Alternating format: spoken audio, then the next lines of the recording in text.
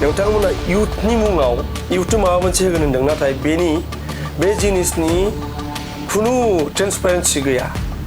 रावबो मिथिया मा जिनिस मा बे स्किमनि मुङा मा रावबो मिथिया नङा होनबा सोरनि क्राइटेरिया मा मानो थाखाय मोनो एप्लिकेसन एप्लाइ खालामनायनि प्रसिडिउरा मा रावबो मिथिया दा 2 लाखनि खोथा बुंबाय थादों 2 लाखखौ सोर रानदोंमोन मा प्रसिडिउर मोनदोंमोन बे मा डिपार्टमेन्टआ होदों अबे डिपार्टमेन्टनि आन्दाराव होदों जों बेखौ मिथिनांगोन बेहाय मोनबा डिस्ट्रिक्टआव 7 मानसिनि बिबान होदों सोरनो होदों बिबानखौ पार्टिनि मानसिया बोरै बिबान मोनखो बेखौ आंनिख्रुइ बेसेबां हेल्पलेस मानसि दङ आं जुदि ओरैबायदि हसिख्रावबाय थाग्रा मानसि सासेया गाबोन बे 2 लाखनि थाखाय जुदि आं गावखौ बन्द'कआव दोनोना बे गाबोन आं समफोर आङो मा मोखांजों मा आं गावनो गावनि आं बोरै मोगा-मोगि जानो गावजों आं थांनाय समफोराव प्रमद बर' महरै नङा खुंथायगिरि नङा होनबा बिथाङा बे खुंथायनि गोहोआव दङ बिथांमोनखौसो आं सोंखारिदों बिथांमोननि खामानि मावनायखौसो आं सावरायदों जे नोंथांमोना बे गोरोन्थि जादों होननानै जोङो एकुरेट हिसाबखौ दाबो होनो हाया नङा होनबा एथ'ग्राब बे सेक्रिफाइस मोननाय बे हालामखौ जोङो एसे नायनांगोन नङा होनबा आंनि सिमा बेखौ लानानैसो इयुनखौ लानानै इयुन जोलैखौ लानानै जों जायफोर जाथायनि प्रब्लेमनि मोगा-मोगि जानांगौ जाखो बेफोर जेन जोंनि नेक्स्ट जेनेरेसना मोगा-मोगि जानांगौ जाया जेरै आं दा ड्रामानि बेलायाव नोंथाङा बुंबाय आं दा थियेटार खालामोमोन मेनलि आंथ' सासे सिम्पोल मानसिमोन आंहा बेफोरखौ बुंनांगौ जेबो गैयामोन आं थियेटार खालामनानै मोजां मोनो आं मेथाइ खोनासंनानै खन्थाइ थुनफावथाय मोजां मोनग्रा मानसि आं थुनलाइ नाथाय आं दिनै मानो बुंनांगौ जाखो बे सेम सिचुएसनखौ जेन गाबोनो जोंनि नेक्स्ट जेनेरेसना फेस खालामनांगौ जाया आं बेखायनो बाथ्राफोरखौ बुङो हरखाबै जे बिपिएफआ बा बिपिएफनि खुंथाय गोहोआ बारा गोबाव जायाखै थाबैनो एफा थाबनो जे बिथांमोननि खामानिखौ नोंथाङा बाथ्रा बुंनो गोनां जाबाय नोंथाङाथ' बुंबाय थाबा जायाना बेखौ इभिडेन्सआसो बुंगोन नङा होनबा दा रायजोआ जुदि मोनदों रायजोआ गोजोनगोन जुदि मोनाखै गाबोन रायजोआ बेखौ आवाज दैखां दा आवाज दैखांगासिनो नङा होनबा 5 बोसोरनि उनाव एमएलएखौ नोंथाङा जेसेबां नाजाबाबो लोगो मोननाय नङा नै 5 बोसोराव फैगोन ना आं होनदों सैमा बादि खालामदों एमएलएफोरखौ दा जायफोरा फैदों नुजानो नाङा गले फैनो हो हेल्पलेस खालामनो हो बिथांमोनखौ नङा बाखि जुदि समाज सेवानि गोसोमार बिथांमोना समाज सेवा खालामखानांगोन एमएलए जानानै थ' बेनो सम रायजोफोरनि थाखाय रायजोआनो राजाना सोरबा सासेया जुदि मायबा मोनसे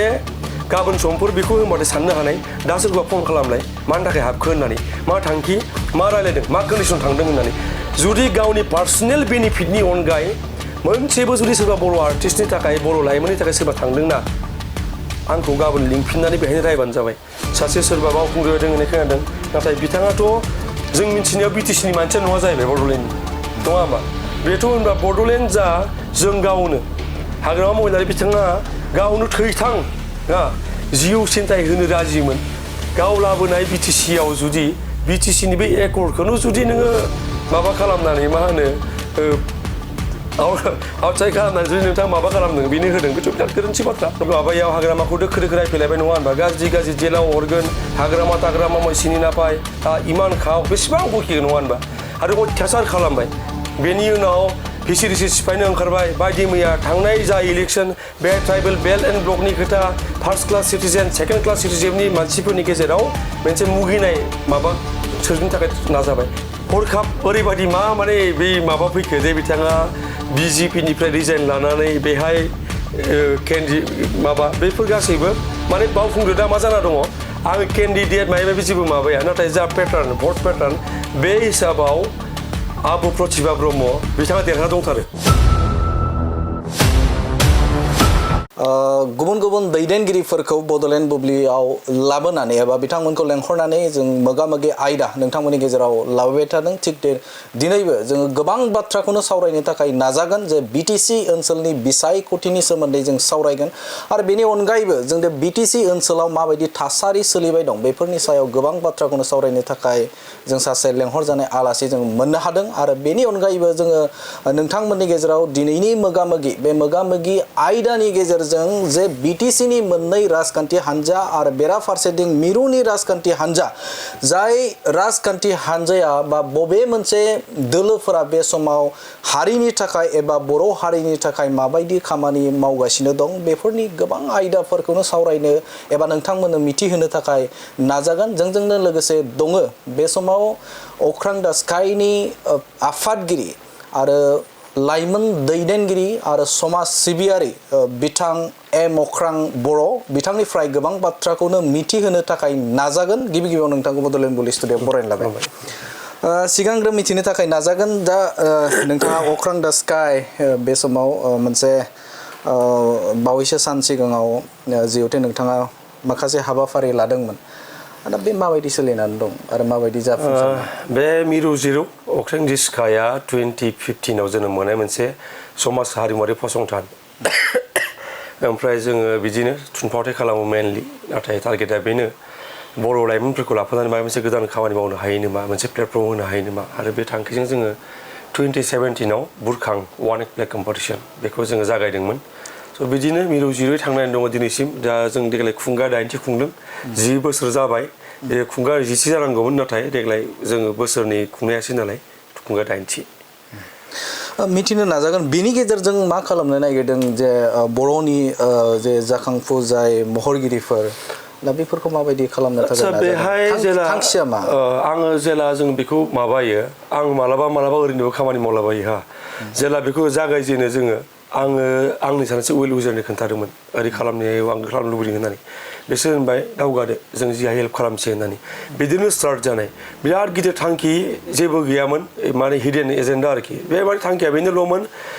थुनफावथायनि गेजेरजों जे होमबा जों बिराद भाषण होलाबायो जोंनि आलासिफोरा नङा होमबा बायदि बायदि लिडारफोरा गोलाव आरो 1.5 घन्टा 2 घन्टा खुनु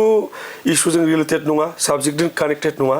स' आं बेफोरखौ नुना जेला बरिं जायो आं सानबाय मा थुनफावथायनि गेजेरजों माबा मोनसे जों मेसेज होनो हायो नामा इयुथफोरा मोनसे प्लेटफर्म मोन्थों आरो जेन मोनसे जांख्रिथाय जायो आरोखि बाथ्रा लोगो मोनलायनाय मानसिफोरा ओमफ्राय मोनसे सोरजिनि मोनसे सावरायनो खाबु मोन्थों बे बे हमना ला जमदुवारनिफ्राय स्टार्ट जानाय बेसिं जेसेबां आरोखि हरैहाय जों जेसेबां थाङो आरो हुग्राजुलि माबा गहपुर ओरै जों बेखौ नाजादोंमोन आरो जेन मोनसे बे माबा जायो हाब जायो इयुथफोरनि बर' इयुथफोरनि मिथिनो नाजागोन जिहेतु बिटिसि बिसायख'थिनि उनाव बे समाव आसाम बिधान सभा जानो थांगासिनो दं 9 एप्रिलाव मोनथिनो नाजागोन सासे लाइमोन महराव बे समाव बिटिसि ओनसोलनि बिसायख'थिफोरनि थासारि आथिखालनि थासारि बेखौ नोंथांनिफ्राय मिथिनो थाखाय नाजागोन थासारिखौ जों नुगासिनोखा बयबो नङा होमबा आङो आंनिखौ मा बुंबाय थादों आरो आङो माने मा मोनसे जिनिस फोथायो जेला नोंहा पावारा बिराद बुरजा पावार फैयो बे डिक्टेटरशिप मोनसे सुरु जायो होनना मोनसे खोथा बुंबाय थादों आरो स' पावारा माबा ट्रेन्सफर्म जायो डिक्टेटरशिपआव आं बेखायनो दा जोंनो मोनसे बेलेन्स नांगौ नङा होमबा लाइफआव जायखिजाया जिनिसआव आरो जोंनि पार्सनेल लाइफआवबो होन स' आं बे बेलेन्सखौ माबोरै मेनटेन खालामनो हायो आं दा बिनि सायावसो एसे फकास खालामगासिनो नोंथांखौबो नुदोंमोन सम जोङो जेब्ला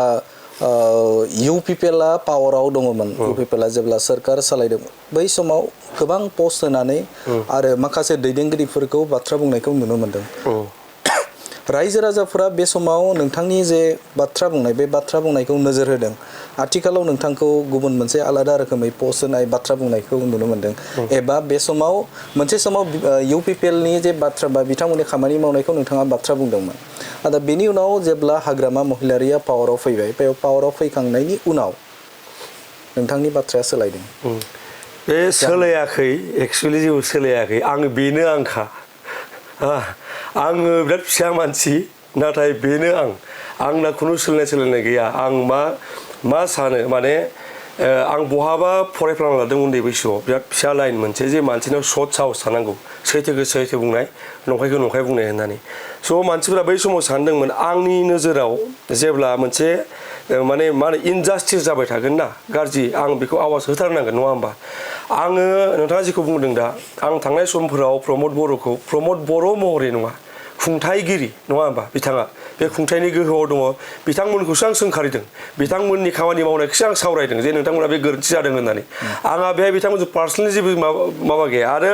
बै समाव आं बिथांमोनखौ सोंखारियाबा सोरखौ सोंखारिनो अपोजिसनखौ सोंखारिनो लाब गैया नङा होमबा दा सेम वे दा जायफ्रा पावाराव दङ आंथ' बिथांमोनखौ बुंनांगोन दाथ' अपोजिसना जेबो खामानि गैथ'ला बिथांमोननि गोरोन्थिखौ आं जुदि दिनै बुङा आं जुदि दिनै खाना जानानै थायो नोंनाबो नुयै जानानै थायो बेथ' बिराद गोरोन्थि जागोन नङा होमबा अब्ला आङो प्रमद बर'मोनखौ एथ' रायबाय आङो आगोल नङा होमबा रायनाय जेखौ होनो जोंना बे एक्सुवेलि रायनाय नङा बे सावरायनाय बे सोंखारिनाय बे जोंना सोदोबनि फारागथिखौ मानसिफोरा बारा बुजियाथ' दा बाथ्राया मा जादों बै समाव आं सावरायबाय सोंखारिबाय दिनै जुदि आं सावरायनाया सोंखारिनाया होनबा आंनि बै माबाया अस्तित्वआ आं हिसाबै आं जेखौ बुंदों दा बेनो आं होननाया बे माने दोरोदनाय जागोन आरोखि आं सोलायाखै आं बेनो बे दङ गोबां सुबुंफोरानो जाय राजखान्थिजों लोब्बा थानाय एबा जाय राजखान्थिनि फेभाराव बाथ्रा बुंनाय दा बिथांमोनखौ नुनो मोनो जे सम सम जोङो जेब्ला पावाराव फैयो बैनो खाबुखौ लायो नोंथाङा मानो बे खाबुखौ लादिया आं खाबु लायोबा दिनै गोबां बाथ्रा ओंखारबाय थायो नोंथांमोननि माबायावबो आगोल ओंखारखांबाय जेनेबा आंनि बायदि मैया नङा होमबा ओरै गभर्नमेन्टनि ओरै फान्ड मोनो मा मोनो होननानै एक्सुवेलि फार्स्ट अफ अल खाबु मानि थाखाय नांगौ नोंनो आं मानि खाबु लानो नागिरदों नङा होमबा दा जुदि थांनानै आं सोरनिबा सेला जानानै आथिं हमनानै फैसा एसे मोननाय बा एसे थिका मोनफा मोननै मोननाय नङा होनबा माबा मोनसे चान्स मोननाय आंनो बे खाबुखौ नाङा आंनि जिनिसा मा आंनि जि सिमां आं महरै आरो दै आं बिराद फिसा मानसिबाबो आं महरै आंनि सिमाङा आंनि समाजखौ लानानै आंनि हारिखौ लानानै सुबुंथिखौ लानानै आङो बे बड'लेण्ड हालामाव जेसेबां मानसिफोर दङ आंहा रावजोंबो एगेन्स्ट गैया मानसि महरै आरो बयनि फारसे अननाया दङ नाथाय बेहाय जों जिहेतु सानथ्र'हायै मानसिया नङा होनबा दुखु जाला सैज्य खालामनानै सानथ्र'हायै मुंख्लं दङ जोंनाव जोङो एकुरेट हिसाबखौ दाबो होनाया नङा होनबा एथ'ग्राब बे सेक्रिफाइस उनाव मोननाय बे हालामखौ जोङो एसे नायनांगोन नङा होनबा आंनि सिमाङा बेखौ लानानैसो इयुनखौ लानानै इयुन जोलैखौ लानानै जों जायफोर जाथायनि प्रब्लेमनि मोगा मोगि जानांगौ जाखो बेफोर जेन जोंनि नेक्स्ट जेनेरेसना मोगा मोगि जानांगौ जाया जेरै आं दा ड्रामानि बेलायाव नोंथाङा बुंबाय आं दा थियेटार खालामोमोन मेनलि आंथ' सासे सिम्पोल मानसिमोन आंहा बेफोरखौ बुंनांगौ जेबो गैयामोन आं थियेटार खालामनानै मोजां मोनो आं मेथाइ खोनासंनानै खन्थाइ थुनफावथाय मोजां मोनग्रा मानसि आं थुनलाइ नाथाय आं दिनै मानो बुंनांगौ जाखो बे सेम सिटुएसनखौ जेन गाबोनो जोंनि नेक्स्ट जेनेरेसना फेस खालामनांगौ जाया आं बेखायनो बाथ्राफोरखौ बुङो आरो नोंथांनिफ्राय मोनथिनो थाखाय नाजागोन जे हरखाबै जे बिपिएफ बा बिपिएफनि खुंथाय गोहोआ बारा गोबाव जायाखै थाबैनो एफा थाबनो जे बिथांमोननि खामानिखौ नोंथाङा बाथ्रा बुंनो गोनां जाबाय मा बिथांनि खुंथायाव बा हाग्रामा महिलारिनि दैदेननाय जे बिपिएफ खुंथाय बे खुंथायाव माखौ नोंथाङा बांसिन बे समाव बिथांमोननि खामानि मावनायखौ मोजां मोनाखै मा मोनसे बाथ्राया नोंथांखौ जे बुंनो गोनां बाध्य खालामखो बे जाबाय मर्निं स'स्टार डे होननाय मोनसे माबा गियानफ्रा प्रभाब ना मा होनो बेखौ आं बारा मिथिलाङा स' नोङो नुखाजोबो नङा होनबा दा मेनलि आंहा हाग्रामा महिलारिखौ आं बिथांखौ आङो हायेस्ट लेभेलाव रेसपेक्ट खालामो बिथांनि फारसे आंहा मोजां मोननाय दङ सिबिनाय दङ आं बिथांखौ सासे माबा सानो आरोखि हारिनि बिर होननानै सानो नाथाय बिथांनि बै समनि थाखाय बिथाङा जायफोर बड'लेण्ड बर' हारिनि थाखाय बर' रावनि थाखाय जायफोर खालामखो आं बेनि थाखाय सानो नाथाय बेनि ओंथिया बे नङादि पलिटिकेलि बिथाङानो अलवेज राइट बिथाङानो पावाराव थानानै गावनि गोसोबादि खामानिफोरखौ मावबाय थागोन आरो जों स्ट्रि थागोन बिदिबो नङा मानसि बयबो नङा होनबा दा जोंनो इस्युआ मा जालांदों जोंना सोरबा सानो इउपिपिएलनि खोथा बुंदोंमोन नोंथाङा सोरबा सानो इउपिपिएलनि जोंहा प्रमद दा आं आदा होनना बुङो दाबो बै समाव माबानायखाय स' बिथांखौ भगबान सानो सोरबा नाथाय बिथाङा भगबान नङा बिथाङा मानसि दा बे सेम वे जों हाग्रामा महिलारि बिथांखौ सानैसोआ भगबान सानो बिथाङा भगबान नङा मानसिसो गोरोन्थिखौ बयबो मावो नङा होनबा भगबानानो गोरोन्थि मावदोंमोन श्री कृष्णआ अब्ला अबभियासलि गोरोन्थि मावोबा बिनि रिएक्सना जागोन सोरबा खालामनो हाया मिथिया नाथाय आं खालामलांबाय थागोन आंनि बाथ्राया बे आरो थ' नोंथाङा जिखौ बुंदों जोंना हादरानो दा जेनजि होननाय मोनसे कनसेप्ट फैगासिनो नङा होनबा जेनजि कनसेप्टखौ आं मोनसे साइडआव एसेबो फोथाया नाथाय समजों जि जिनिस बेखौ आं फोथायो दा बै समनि एंगेलनिफ्रायनो आं बुंदों बिसोरनि इयुननि थाखायनो जों दा बाथ्राखौ बुंनांगौ जाना दङ नङा होनबा दिनै इयुथनि खोथा बुंगासिनो दा हाग्रामा महिलारि बिथाङा मा साननानै बेखौ खालामदोंमोन आं मिथिया 2 लाख जा लाइमोनफोरनि थाखाय होदों थ' आंनि देरसिन प्रब्लेमा दा बे जानानै दङ नोंथांमोना इयुथनि मुङाव इयुथनो माबा मोनसे होगोन होनदों नाथाय बे जिनिसनि खुनु ट्रेन्सपारेन्सि गैया रावबो मिथिया मा जिनिस मा बे स्किमनि मुङा मा रावबो मिथिया नङा होनबा सोरनि क्राइटेरिया मानो थाखाय मोनो एप्लाइ खालामनायनि प्रसिडिउरा मा रावबो मिथिया मोननाय मोनैया जों मिथिगौ गभर्नमेन्ट जिनिसाव बायदि मैया थायो दा मोननाय मोननाया उननि बाथ्रा सायख'नाया नाथाय एटलिस्ट एप्लाइ खालामनायनि खाबुखौ मानो मोनासै स' बे बाथ्राखौ जुदि आं सासे लाइमोन जानानै आंनि उननि फिरिनि लाइमोनफोरनि थाखाय जुदि आं नैबे समाव बाथ्रा आं कुइसन खालामनो हाया दा आं मा सानो गावखौनो आं दुगा फागानो आं माबा लिरबाय थायो नङा होनबा हुसिख्रावबाय थायो नाथाय नैबे समाव जुदि आङो गावनि उदैनि थाखाय आं स्ट्रि थायोना बेथ' बिराद इनजास्टिस जागोन नङा होनबा बेखायनो देरसिन प्रब्लेमा मा दंबावो बायदि मैया देरसिन प्रब्लेमा बे इयुथफोरखौ लानानै इयुथनि मुङाव जा दालालगिरि सोलिगासिनो ना आंनि प्रब्लेमा बेयाव गोबाङानो ससियेल मिडियायाव नोंथांनि लिरनाय आरो माखासे नोंथाङा नैबे खौरां बिजोंफोराव बुंनाय बाथ्रा बेवहाय नोंथांनि मोनिखौ बाथ्राखौ बुंदों 2 लाखखौ मोनाखै बेनि थाखायनो बाथ्रा बुंदों होननानै 2 लाखआ ओरैबायदि जायो बे बाथ्राखौथ' मेरला मानसिफोरा बिदि बुंबाय थायो थारमाने जायनि पहुंचा जेराव थिंकिंनि नङा होनबा बेनिफ्रायनो सानगोन बिथांमोना जेराव स्टप खालामनो साननायखौ जों बिनिफ्राय जागायो जोंना सुरुआ बे 2 लाखनि थाखाय थैलांग्रा मानसि आङो सोरबा मिनिलाबायगोन आंनि जायफोर मानसिया आरोखि आरो आं लानो हायिनिबोथ' खोथा गैया आंहा नोंथाङा जि बुंदों आंहा बिराद गाज्रि रिलेसनबो नङामोन अभियासलि आं लानो हायोमोन नाथाय आं जासिनो हाबो नाङा बे 2 लाखखौ आंनो मानो नांगौ आंनिख्रुइ बेसेबां हेल्पलेस मानसि दङ आं जुदि ओरैबायदि हसिख्रावबाय थाग्रा मानसि सासेया गाबोन बे 2 लाखनि थाखाय जुदि आं गावखौ बन्द'कआव दोनोना बे गाबोन आं समफोर आङो मा मोखांजों मा आं गावनो गावनि आं बोरै मोगा मोगि जानो गावजों नोंथांजोंथ' हागोन आं माबा मोनसे बुंनो थगायनो हागोन मालायखौ थगायनो आं गावजों बोरै मोगा मोगि जानो स' बे 2 लाख 5 लाख 10 लाख 20 लाखनि आंखौ माबानानै बे लाब गैया आरो जेबो खुंथाय गोहोआवनो बेवहाय बुंनाय जादों जे मोनबा गेरेन्टि जे लाइमोनफोरनि नैबे नोंथाङा 2 लाखनि बाथ्रा बुंदों आरो बेनि अनगायैबो मोनबा गेरेन्टि जेरै रादाय होदोंमोन थिग बेबायदिनो मावफुंबाय होनानै बे समाव बिसायख'थि फोसावदिङाव बिथांमोना ओंखारबाय थानायखौ नुनो मोनदों एबा आथिखालाव सोरखार सालायनाया बिथांमोनखौ नुनो मोनदों नोंथाङा मख'बाय जे बे समाव 2 लाखनि एप्लाइखौ बहा खालामो माबोरै मोनो बेखौ नोंथाङा मख'दों दा बिथांमोननि जे मोनबा गेरेन्टिनि सायाव नोंथाङा मा बुंगोन होफुंनायनि बाथ्राखौ नोंथांमोननि जायगायाव मोनगोन ना मोनाखै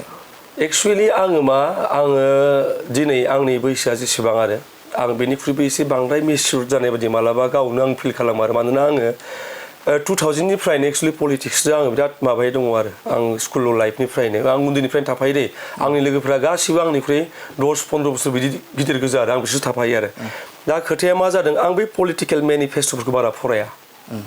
आं बारा खोनाबोसङा आरो आं भाषण खोनासंनो गारनायाथ' बिराद गोबावसै मुसलपुराव बिटिसि एकर्डनि उनाव जोंहा एबसुनि मोनसे कनफारेन्स जादोंमोन जेराव माबा जादोंमोन आरोखि टिम 2005 ना मायाव जादोंमोन आरो आं बै समावनो लास्ट भाषण खोनासंदों आरो आं बिनिफ्राय भाषण खोनासंनो अलमस्ट गारदों दा बै मेनिफेस्ट'फ्राबो बिदिनो बुङो मोनसे आरो जेबो थाखाया आरो बेहाय माबा ओमफ्राय दा नोंथाङा जिखौ बुंदों एभिडेन्सआ बबाव बेसेबां सैथोमार मोनबा गेरेन्टिया मा आं दाबो मिन्थिजोबा टु बि भेरि अनेस्ट आरो बे मावजादोंना मावजामारा बेनि थाखाय एभिडेन्स नोंथाङाथ' बुंबाय थाबा जायाना बेखौ एभिडेन्सआसो बुंगोन नङा होनबा दा रायजोआ जुदि मोनदों रायजोआ गोजोनगोन जुदि मोनाखै गाबोन रायजोआ बेखौ आवाज दैखांगोन दा आवाज दैखांगासिनो दा नङा होनबा बेनो आरो बेवहाय मोनसे बाथ्राया रायजो राजाफोरनाव जों नुनो मोनदों जे समाजारि बिजोङाव जों बेखौ सावरायनांथारगोन मानोना बे समाव बर' हारिनि एबा गोबां जायगाफोरावनो बे समाव गोबां जेरै बर' हारिनि जे आइजोफोर बा बर'फोर न'खरफोर बे न'खरफोरा गोबां मोनसे जेंनायाव गोग्लैनाय बाथ्राखौ फोरमायदों बा मख'दों जे सिगांनि समाव UPPLनि समाव जे अरुणोदय बेनिफिटखौ मोनोमोन होननानै बाथ्रा बुंदों आरो दा बे समाव मोननो हायाखै मोननायनिफ्राय जानगाराव थादों दा बै बर' बिमाफोरा बै न'खरफोराव सोलिनायाव उसुबिदा मोनसे जादों जिहेतु बावैसो सान सिगाङाव आसामनि गिबि मन्त्रि डक्टर हिमन्त बिश्व शर्माया 3.0आव दा बेवहाय बिथांमोना फोसावनाय बायदियै 9,000 रांखौ होनाय जाबाय नाथाय गोबां बर'नि बा बिटिसि ओनसोलनि बै न'खरफोरा थालांबाय बे हिन्जाव जायबा माने आदुंगारि जाय बैसोगोरा बाय न'खर जाय एसे इनकाम खालामनाय गैयै बैफोर थालांजोब्बाय बुजिबाय फार्स्ट अफ अल आं बे अरुणोदय बायदि जिनिसनिनो आङो पार्सनेलि आरो आं बिराद एगेन्स्ट बेफोर जिनिसनिनो माने बेफोरो मानसिखौ इउजलेस खालामनाय मानसिखौ बादल खालामनाय मानसिखौ बरबाद खालामनायनि मोनसे सरकारि बेफोर माबा आरोखि गावसोरजों थाबाय थानो हायो दा नोङो 9,000 जों मोनसे फेमिलिया मा जानो बे 9,000 मोननो थाखाय खयबार थांनांगौ जादों आंथ' नुदों मा इउनिफर्म बायनांगौ जायो बिसोरो मोनसे गाबनि दख'ना गाननानै थाङो मोनसे गाबनि ब्लाउस गाननानै थाङो नङा होनबा बे 9,000 मोननो थाखाय बेसेबां दा जोंनि मा खालामनो सिस्टेमानो बेनो जाबाय नाथाय बै 9,000 होफ्लांनानै बिथांमोना बेसेबां मा खालामदों फार्स्ट बेफोर बाथ्रा आरो ओमफ्राय मानसिखौनो जेब्ला नों फ्रि बे जिनिसखौ होबाय थायो बे बिराद गाज्रि मोनसे दा दिनै जों सावरायबाय थायो आरो दा नै दैज्लां फैबाय माला जोंहा मुस्लिम भाइफोर जायफोर मिया भाइमोन बिथांमोन दामाने हालेवनोसै नङा होनबा बायदि मैया आबादनि जोंना मा खालामगासिनो थ' आं बे जिनिसनिनो पियरलि आं एगेन्स्ट नायनो थाङोबा दा बेखौनो सोरबा मानसिफोरा मोनबानो मोजां मोनो नालाय नाथाय बिनो 9,000 होनानै होग्राफोरादि बेसेबां लुथिगासिनो बिसोरखौनो बे जिनिसखौ जोंनि मानसिफ्रा आंथ' दा माबाथिं फेस जानांगौ बेखौ मिथिया बेखौ जेसेबां थाबै बुजियो एसेबां मोजां फार्स्ट अफ अल आं बेनि एगेन्स्ट नाथाय सोरबा जुदि बे होनाय बुस्थुखौ मोनाखै दानना होदों बे बिराद गाज्रि जिनिस हा दाखालिबो आंनाव सासे आंनि स्कुल लाइफनि आंनि जुनियर सासे एसामिस सिख्ला बर'निल' नङा आरो बे एसामिस सिख्ला दाखालिबो आंनाव मेसेज हरबाय आदा ओरै माबादो नों हायोबा प्लिज आंनि आइया बिराद प्रब्लेम दं नों बेखौ माबाना हो बिसोर माने आंखौ BPF सानबाय थायो BPFनि बिराद गिदिर लिडार सानबाय थायो आरोखि आं बिनो आंनि हेल्पलेसनेसनि खोथाखौ बुंहरबाय आं मालायखौ बुङा दा आंबो जुदि एसे दुगा फागा बिदि बेरायबाय थायो आंबो बिराद गरिब मानसि नालाय आंनि बिमायाबो मोनोमोन आं आगोल आं बारा थाल लाया दा बिमाखौबो आं बे साननैसोआ फन रायलायबाय थानाय खोनादों सोरजोंबा दुखु खालामगासिनो आंनिखौ मानो दानखो होननानै आरो स' बेबादि सानथ्र' हायै बेसेबां दं आं मिथिया दा खोथाया मा आं बे बुस्थुखौ अप'ज खालामो बेफोर माबाखौ नाथाय होदों जेला जायफोरा मोननांगौ दहाय बुंनाय बादिनो 2 लाखखौ जाय मोननांगौ बे मोनथों नङा बै 9,000खौबो अरुणोदयखौबो जाय मोननांगौ बे मोनथों मोननांगौ गैया मानो मोनो दा कुइसना बे आरो BTCनि लाइमोनफोरा आथिखालाव जों माखासे जों सुबुंफोरखौ जों नुयो जे राजखान्थिजों बांसिन लोब्बा थानायखौ नुनो मोनो दा बिदि जुदि जायोब्ला जोंनि इयुना माबायदि जागोन राजखान्थिया मा बेखौ सोंनाय जादों नङा होमबा राजखान्थिया मा जों दाबो बुजिया जों सानो मा राजखान्थिया जाहोयो नामा होननानै राजखान्थिथ' रावखौबो जाहोआ नङा होनबा सासे MLA जायोबा जा फान्ड मोननांगौ MLA फान्ड बेथ' नोंथाङा जाबाबो आं जाबाबो सोरबा XYZ जाबाबो बेखौ मोनखागोन नङा होनबा बाखि नोंथांनि स्मार्टनेसनि सायाव खामानि जागोन बे नोंथाङा स्मार्टलि बहाबा मा स्किम एक्सट्रा लाबावनो हायो मोनसे एडभान्टेज थाहैयो आरोखि नाथाय नोंथांनाव जुदि बे स्मार्टनेसा गैया नोंथांनाव जुदि नोंथाङा जुदि एन्थुइस्टिक नङा खामानि मावनो नोंथाङा जेसेबां जिबाबो बै MLA फान्डनि पाइपलाइन थानांगोन नङा होनबा थ' जोंनि जिनिसा मा जादों मानसिफोरनि खर'आव ओरैबायदि जिनिस सोनानै होबाय राजखान्थिया जाहोयो नामा ना राजखान्थियाथ' रावखौबो जाहोआ राजखान्थिया दि नोंथाङा नुवाखै दा गामियाव दि थांनानै पार्टियाव सोयो जोंनि पार्टियाव बिथांमोना मा मोनगोन बिथांमोननो मा पर्टफलिय' होगोन मा खामानि मावनो चान्स होगोन जायफोरा हाजिरा मावाबा ओंखाम मोनजाया बिथांमोनखौ सोनारदों पार्टियाव बिथांमोना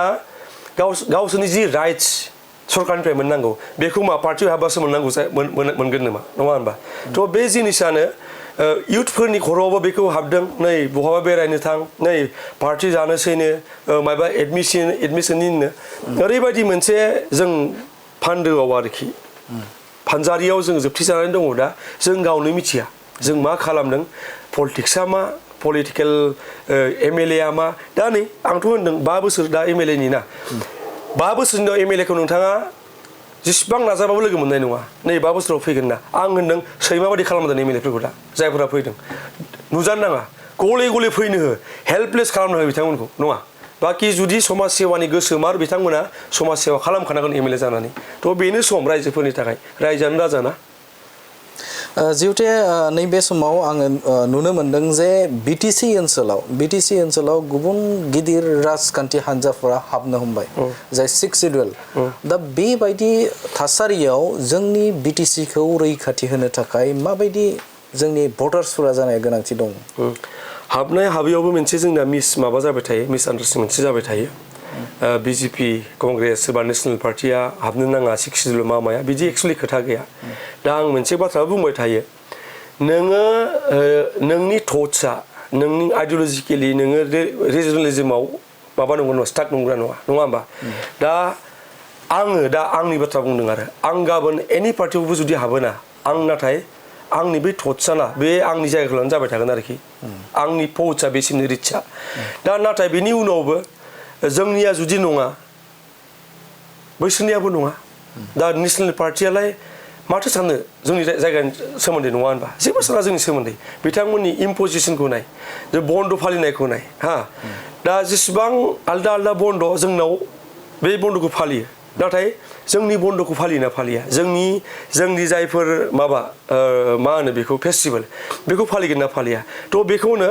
आं होननाय बाथ्राया मा बुंनो नागिरनाय बाथ्राया मा फाइनालि जुदि जों रिजनेल पार्टियावनो थानो हायो थानानै जोंनि थट्सखौबो जुदि रिजनेल माबाजों सेन्टिमेन्टजों लांनो हायो मोजां नाथाय रिजनेल पार्टियाव थानानै जोंनि थट्सआ जुदि आलदा थांबाय थायो नोंथाङा नुदोंना पि चिदम्बरममोनखौ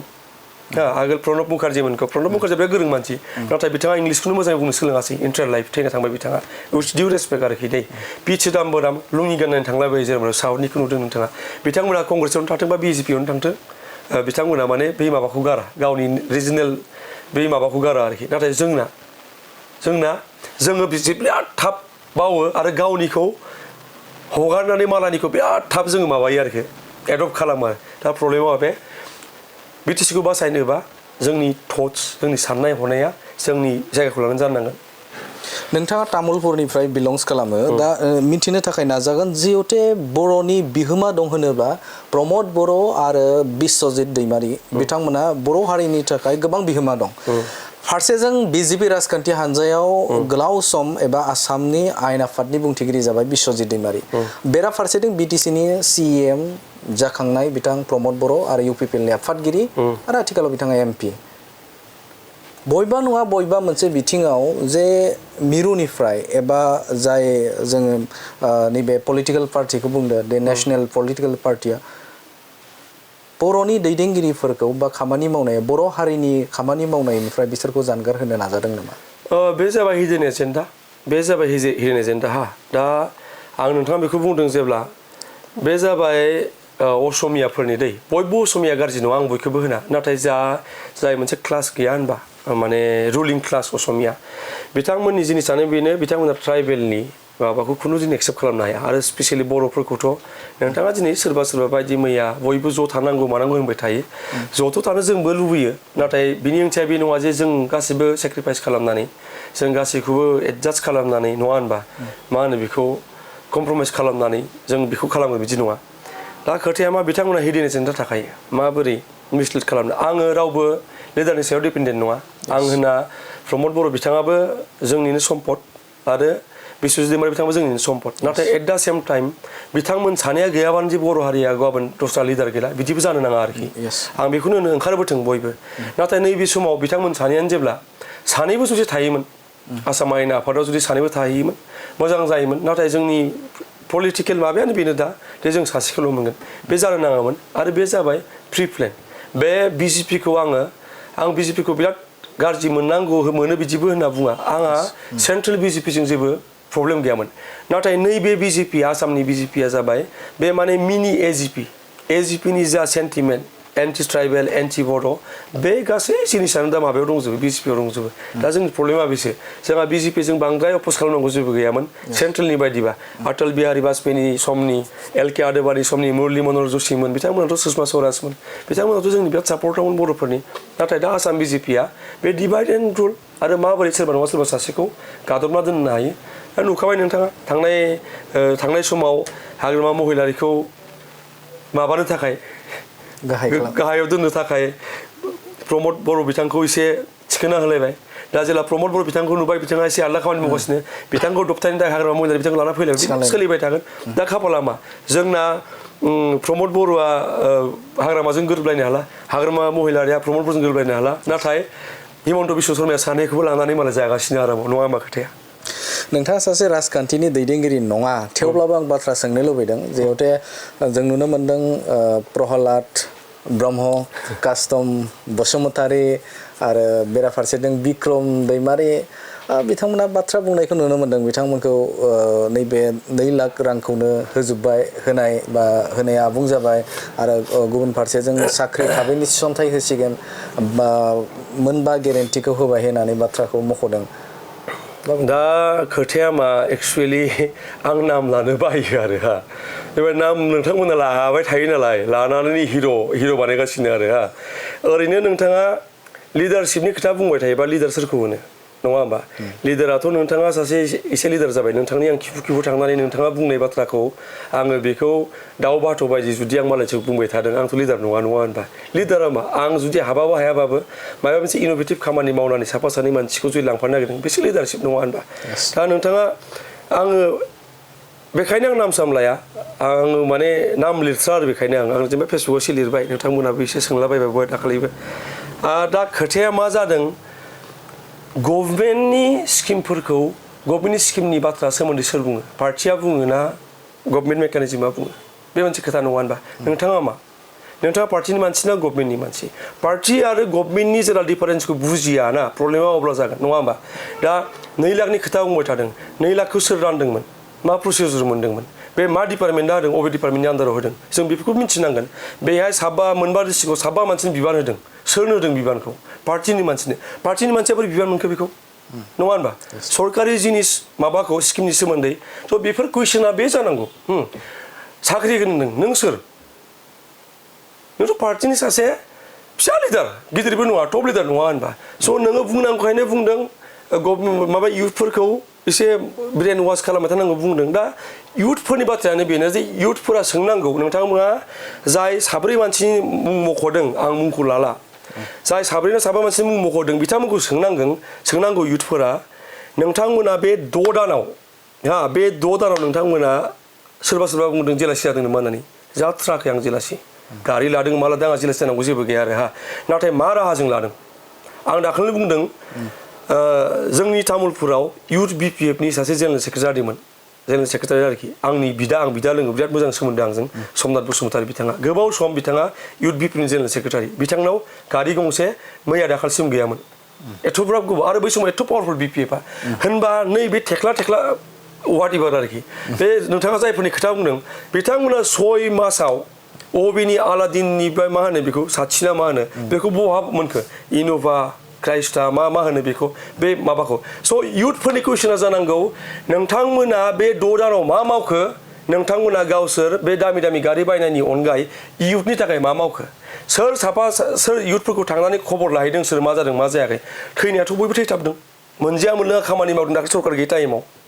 मेरला दङ दिनै जि बिथांमोना गावबा गाव गोसो बायदि सोरखौबा बोनानै लांगासिनो पार्टियाव गोसोबादि खामानि मावगासिनो बोरै मोनसे ब्लकआव 100 बे 100खौ एप्लाइ सोर खालामनो मोन्दों सोरबा सुबिदा मोन्दों नङा मोनाखै गावसोर गावबा गाव सायख'जोब्बाय बे आंजों मोजां नोंहा आंजों मोजां नों लादोंनो नों एसे लादों आं एसे होदो बेनो ना आरो बे नङाबा फोरमान होथों नङा होननानै जिहेथु महरगिरिफोरखौ जों नुनो मोन्दों जे गोबां दैदेनगिरिफ्रानो एबा महरगिरिफ्रा प्राय BPFजों बे समाव सोनारनानै केम्पेइन खालामबाय थानायखौ नुनो मोन्दों सासे महरगिरि हिसाबै नोंथाङा मा बुंगोन बे एक्चुअलि जोंना मा खालामना दोनदों बेनो आरो जोंना गासै सिस्टेमानो एसे ओरै फैबाय थाबायना एसे गोरोन्थि फैबाय थाना महरगिरि आर्टिस्टनि खोथा बुंसै आरो आङो महरगिरि आर्टिस्ट होनबा आर्टिस्टआ सोर एक्चुअलि सोरबा मोनसे VCDCआव गानाव एसे ओरै खालामबानो नङा होनबा दोंसे मेथाइ रोजाबानो बेथ' आर्टिस्ट जानो हायाना आर्टिस्टआ बिराद आलादा जिनिस जोंना बयनिख्रुइ आर्टिस्टखौनो इजि सानबाय थायो आरोखि बै आर्टिस्टनो एक्चुअलि आर्टिस्टआ मा नों जुदि आर्टिस्ट नोंनि मेगन सिगाङाव मोनसे गाज्रि जाथाय जागासिनो इनजास्टिस जागासिनो नोंहा जुदि बेखौ लानानै नोंनि गोसो गोरबोआ खेबसे गाबखाङाखै नोंनि इयुन जेनेरेसनखौ लानानै जुदि नों खेबसे मोनसे बाथ्रा सानाखै नों बबेनि आर्टिस्ट जाखो नोंथ' आर्टिस्ट नङाना थ' नोंथाङा जायफोरनि आर्टिस्टनि बाथ्रा बुंदोंना बिथांमोना आंनि नोजोरावथ' आर्टिस्ट नंखाया नोंथाङाबो सानोबा नंखामारो आरोखि स' आं आर्टिस्ट होननानै बेखौ लाया बिदिनो खाबु फलानफोर थागोन गाबोनो सोरबा मा मावहैगोन थांनानै मानि थाखाय थांदों आंनो गाबोनो नोंथाङा सोंबानो जाबाय सोरखौबा लिंनानै बिथांनि थांखिया मा थांनायनि सोरबा सासेया जुदि मायबा मोनसे गाबोन समफोर बेखौ होनबाथाय साननो हानाय दा सोरखौबा फन खालामलाय मानि थाखाय हाबखो होननानै मा थांखि मा रायलायदों मा कन्डिसनाव थांदों होननानै जुदि गावनि पार्सनेल बेनिफिटनि अनगायै मोनसेबो जुदि सोरबा बर' आर्टिस्टनि थाखाय बर' लाइमोननि थाखाय सोरबा थांदोंना आंखौ गाबोन लिंफिननानै बेहायनो रायबानो जाबाय मिन्थिनो नाजागोन जिहेतु गोलाव समनि उनाव बर'फोरा जे 3 जे बे समाव MP मोननो हादों दा बे बिथिङाव नोंथांनि बुंथिया मा जागोन मोजां बाथ्रा MPआथ' नायनो थाङोबा बिराद गिदिर बिबान नङा होनबा नाथाय जोंनि बाथ्राया मा जादों जोङो मेनलि जों मोनसे रिजनाव दङ नङा होनबा फिसा हारि मोनसे जोङो स' बे हारियाव थानानै बे माने पजिटिभ नेगेटिभ गासिबो थायो नङा होनबा नों बेखौ मा वेजों बाहायनो नागिरदों नङा होनबा दा जेरै आं स्ट्रि थानो हायोमोन आं स्ट्रि थायाखै नङा होनबा आं बे इस्युखौ रेज खालामनो आंनि गोसोआ थिनाखै थ' बिथांमोननि गोसोआ मा थिनगोन नङा होनबा बिथांमोननि आखायाव दा 3 MPनावबो गावनि गोसो बादि मावनो हानाय दा पावारा दंथ'यो बिथांमोना जोंनि रिजननि इस्युखौबो लानानै थांनानै बेहाय हस्पिटालाव हैनानै बुंहैनानै बिथांमोना बेखौ खामानिखौ मावनो हायो बा बिथांमोना नेसनेल माबाखौबो खालामनो हायो बिथांमोनाव बे मोननै अपसन दङ MLA सासेयाथ' जोंनि जायगानिखौ माबागोन नङा होनबा नाथाय दा जों जेब्ला एथ' गिदिर हादर बे नङा होनबा 1652 मा राव दङ बेहाय बिराद माने गोरों गोरों जौगानाय हारिफोर दङ नङा होनबा थ' बिथांमोना जि समाव बेफोरखौ लानानै बांद्राय कनसार्न नङा होनबा जोंनि एमपि साथामाबो अबभियासलि बेयाव जानानै बारा लाब गैया आं सानो मा बिथांमोना जोंनि रिजननि बर' हारिजों लोगोसे बर' हारिनि खोथा बुंनानै जानाय जेब्ला बयबो आरो दै बर' हारिजों लोगोसे बे हालामजों लोगोसे बे हालामाव थानाय 26 ना मा कमिटिनि जि बाथ्रा बुंदों जेन बेखौ बिथांमोना बेहाय आवाज दैखांनो हायो बेखौ मावनायखौनो आङो आसा खालामो बिटिसि बिसायख'थिनि उनाव जिहेतु बिधान सभा फैबाय बेवहाय जों नुनो मोनदों एबा जों नायदों दा बेवहाय सब गासिबनिख्रुइबो बिधान सभानिख्रुइ नैबे हाग्रामा महिलारिनि बिसि जाय सेवली महिलारिनि जे समस्ति एबा क'क्राझार 3 नं क'क्राझार बिधान सभा बे बिधान सभायाव गासिबनिख्रुइबो मोनसे दोहोनिसिन एबा बे समाव जोबोदनो मोनसे रांखावरि गोनां सासे आइजो जाय सेवली महिलारि बिथाङा बे समाव बेवहाय सिगांदो एबा बे समाव बिथाङा केन्डिडेट मोनदों एबा हाग्रामा महिलारिया सिगांनि समाव बिथाङा होआ होननानै बुंदोंमोन नाथाय उननि समाव बेखौनो बिथाङा सायख'बाय आरो बेराफारसेथिं लरेन्स इस्लारि दं जाय बिटिआर गोजोन गोरोबथानि सासे सागानगिरि एबसुनि बारग' गाहाय नेहाथारि बिथांमोननि समस्तिनि सायाव मा आं एक्चुअलि लोमजादों लोमजानाया एसे बारा जाबोगासिनो दहायबो माने एसे माबाया गाज्रि देहाया आंना स्टिल दा एसे गिनाय बायदि आरोखि गियाखै आं ओरैनो होनदों खोथाया मा जादों नेपटिजिमनि खोथा रायलायदों सोरबा नङा होनबा डाइनेस्टि पलिटिक्सनि खोथा रायलायदों पलिटिक्सआ माने ओरैबायदि गोबाङा बुङो सोरनिबा फिसाबानो जानाङा माने बे जानाङा होनना बुङो दा आंनि खोथाया एसे आलदा आं मा होनो सोरनिबा बिसिबानो सोरनिबा फिसाबानो सोरनिबा रिलेटिभ निफिउ निस नङा बियादैफोरबानो दि माने जायगा मोननाङा बे नङा मोननांगौ मानो थाखाय बेहाबो इन्डिभिजुवेलि मोनसे दङ नाथाय जुदि बिहा रियेलि उन्दैनिफ्रायनो मोनसे बे समाजखौ सेवा खालामनायनि समाज सिबिनायनि जुदि बिथांनाव बे गुनफोरा दङ बिथाङा जुदि बावसोमबोदों सेक्रिफाइस दङ बिथाङा अब्लाथ' वेलकाम बे ओरैबायदि माने जानाङा बैनि दा राहुल गान्धीखौ जेरै बुङो गान्धी परियार बिसोरा सान हर बेथ' थाबाय थानो हायो आरामाव नङा होनबा डाइनेस्टि मोनसे एथ' रिच फेमिलि मोनसे नाथाय सान हर खारथिंगासिनो बेबादि जुदि सोरबा जायो बेथ' प्रब्लेम थानाङा नाथाय दा नोंथाङा जायखौ बुंदों आङो नोंथाङा सिभिल इम्पर्टेन्टनि खोथा बुंदों रायजोआ बिजिरथों बेखौ सिभिल ससाइटिया बेखौ बिजिरथों नङा होनबा दे बिथाङा मा बिहोम दङ मा बिहोम गैया बिथाङा इडुकेसना मोनसे पलिटिक्सनि माबा क्वालिफिकेसन जानो हाया नङा होनबा सोरबा दिनैथ' माने खुनुरुखुम नाम लिरनो गोरोङाबो होनबा पलिटिक्सआव फैना दङ नङा होनबा स' पलिटिक्सआ पियरलि ससियेल सार्भिस हाइएस्ट प्लेटफर्म समाज मोनसेखौ सिबिनायनि आरोखि स' नोंथाङा समाज सिबिनो गोसोथारबा पलिटिक्सआव फैयालासिनोबो नोंथाङा समाजखौ सिबिनो हायो स' आं बिथांनि बाथ्राखौ सिभिल महिलानि बाथ्राखौ आङो बे बियाबनि मानसिफोरानो बे बियाबनि सिभिल ससाइटि आरो बर' सिभिल ससाइटिया गावसोरनो बेखौ एसे साननानै नायथों जे बिथाङा बेनि थाखाय पारफेक्ट मानसि नंगौना नङा बेराफारसे नोंथाङा लरेन्स दानि खोथा बुंदों लरेन्स दायाबो बिदा सोमोन्दोनि गोलाव सम आंबो जेला बड'लेण्डनि थाखायनो फाग्ला मानसि नङा होनबा बर' हारिनि थाखायनो फाग्ला स' अबभियासलि मोनसे रिलेसन दंलायो आरो जों लरेन्स दाया दिनै हरखाब पलिटिक्सआव टपकियाखै नङा होनबा हरखाब फैनानै बे आं जानो होनना फैयाखै बे जानो हागोन हाया मिथिया नाथाय बिथाङा स्टुडेन्ट लाइफनिफ्रायनो समाजाव मोजां गाज्रि आं जेबो बिजिरनो थाङाखै बिथाङा एमएलए महरै साक्सेसफुल ना फेलियार आं बेखौबो बिजिरनो थाङा नाथाय गोलाव सम गावखौ जों बेखौनो मिथिगौ जे हारि समाज आरो एबसुखौ दिनै सोरबा बखिबाय थानो नागिरो एबसुनिसो मानसि बर' हारिनि होननानै नाथाय एबसुआनोल' मोनसे आफाद बे हालामाव जेब्लानो बायदि मैया हारिनि गेजेराव दाङाबाजि जादों भुल सानलायनाय जादों एबसुआनो मोनसेल' आफाद जाय बयखौबो लानानै सावथाल बर' मुस्लिम असमिया लानानै मोनसे गोजोन थासारि सोरजिनो नाजाबोबाय थानाय एबसुआनो मोनसेल' आफाद आरोखि सोरबा बिबानगिरिया मा रल लादों बेखौ बुंनांगौ जेबो गैया नाथाय आबसु महरै आबसुआ बे हालामनि बर' हारिनिल' नङा बे हालामनि सिनस्रि हारा थ' लरेन्स दायाबो बे आफादावनो थानानै समाजाव सम होबोदों गावनि दिनै बिथाङा 45-50 बैसोनि मानसि मस्ट प्रबेबलि बै समसिम बिथाङा समाजनो सम होबोदों स' आं बियाबनि मानसि नङा जेब्ला आं जेबो बुंनो हाया नाथाय बेखौ बियाबनि मानसिया गावनि खर' मेलेम गावनि बिबेकजों बेखौ साननायथों नोंथाङा फैसानि खोथा बुंदों फैसाजों इलेक्सन देरहाया बेखौ नोंथाङा रोखायै लिरना लाखिबानो जाबाय सासे लाइमोन दैदेनगिरि हिसाबाव नोंथांनिफ्राय मिथिनो नाजागोन जे 19 बोसोर बिपिएफआ सोरखार सालायबाय एबा 19 इन्टारिमखौ जुदि लायोबा 19 बोसोर आरो नैबे समाव 6 दानखौ बिथांमोना सोरखार सालायबाय आरो बेराफारसेथिं हाग्रामा महिलारिनि उनाव बिथां प्रमद बर'आ 5 बोसोर सोरखार सालायबाय बिजेपिजों एलायन्सआव दा बिथां सानैनि दैदेननायाव दा नोंथाङा नुनो मोनबाय बे दैदेननायखौ बा सोरखार सालायनायखौ नुनो मोनबाय सानैनि गेजेराव नोंथाङा माबायदि कम्पेरिजननि खोथा बुंनाय नङा होनबा दा कम्पेरिजनखौ आं बेखौनो बुंदों जोंनि बर' हारियाव जेसेबां दैदेनगिरिफोर दङ जेखि जाया मानो गासैबो एब्सुरेटेड गोजा दिनै आगोल जायफोरा सोरगोयारि जालांबाय बिथांमोनाबो एबसुनिफ्रायनो जानाय हाग्रामा महिलारि बिथांखौ दिनै बुंनो नागिरो सोरबा सोरबा नाथाय बिथाङाबोथ' एबसुआनो ना बिथांनि गासै गुदियानो एबसुनिफ्राय जोनोम जादों भलेन्टियार फर्सनिफ्राय जोनोम जादों बिएलटि नङा होनबा स' गासिबो इन्टारकानेक्टेड गोजा जोंना दा कम्पेरिजननि बेलायाव मा जायो बेनि उनावबो आरो आं मोनसे खोथा बुंबाय थायो इउपिपिएल गभर्नमेन्टआ जुदि बिथांमोना ग्राउन्डआव एसे खामानि मावबावोमोन मोननैसो गोरोन्थिखौ मावामोनबा समजों लोगोसे समा जि थिनदोंना बे समजों एसे साबसिन जागौमोन होननानै आं सानो आरोखि आं आगोलबो बुंदोंमोन बिथांमोना एसे सोलायनांगौ होननानै नाथाय प्रब्लेमा मा मोननैबो पार्टि हाग्रामा महिलारि बिथाङानो जाथों बा जोंहा प्रमद दा बिथाङानो जाथों बिथांमोननियाव सैथो बाथ्राफ्रा सहैया मोजां साजेसना सहैया मोजां आइडिया सहैया स' आं मोनसे खोथा बुङो प्रमद दामोननि माबाया मा जायोखि इउपिपिएलनिया बिथांमोना नेसनेल इन्टारनेसनेल थांबाय थाबाय मोजां खामानि आं गाज्रि होनना बुङा नाथाय ग्राउन्डआव मा जादों बेखौ एसे बावबाय आरो बिथांमोना ग्राउन्डआव मावो नाथाय ग्राउन्डआव जि मावोना बे जिनिसा खालि दा बुंबाय थायोना बेखौ रावबो ना खालामना लाब गैया जुवा जौ मायबा मायबि नङा होनबा बिनि सोलाय जुदि बिथांमोना ग्राउन्डआव आलदा कनस्ट्राक्टिभ खामानि मावोमोन नङा होनबा